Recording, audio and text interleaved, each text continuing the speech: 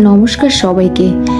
আজকে ছিল আমাদের মিষ্টি কাকির জন্মদিন, তাই মিষ্টি কাকিকে সারপ্রাইজ দেওয়ার জন্য আমরা কেক নিয়ে তার বাসায় চলে যাচ্ছি। কেকের মধ্যে লিখলাম হ্যাপি বার্থডে টু মিষ্টি কাকি, কারণ আমাদের কাকি হচ্ছে খুবই সুইট একজন পার্সন। আমাদের কাকা যেহেতু বন্দরে চাকরি করে, তাই তারা সরকারি কোয়ার্টারে থাকে, আর আমরা এখন সেখানেই চলে যাচ্ছি। আকাশটা খুবই সুন্দর লাগছে দেখতে, তাই না? আকাশটা এতই সুন্দর যে দেখলেই ছবি তুলতে মন চায়। এরপর আমরা নাস্তা করলাম চিড়া ভাজা, নাগেটস আর কাকির হাতের স্পেশাল মুড়ি মাখা।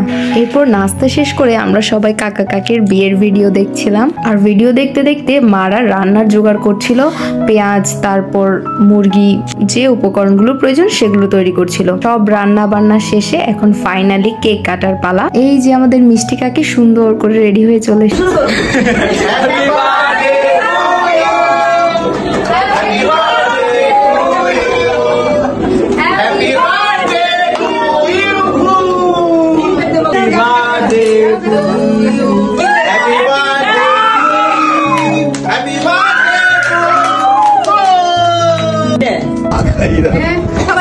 জীবনেও কেক খাইনি এরা, এই যে এক নম্বরে কেকের উপর হামলা রেখে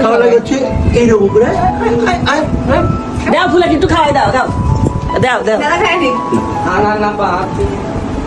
কেকের পর্ব শেষ করে আমরা চলে গেলাম রাতের খাবারে, আর রাতে ছিল বিরিয়ানি। এখানে আমরা সবাই মিলে একসাথে বসে খাওয়া দাওয়া করলাম। শেষও, আর আমরা এখন শুরুও করতে পারলাম না। এটা হচ্ছে কপাল। দিনটা আমরা খুবই আনন্দে কাটালাম। Thanks for watching.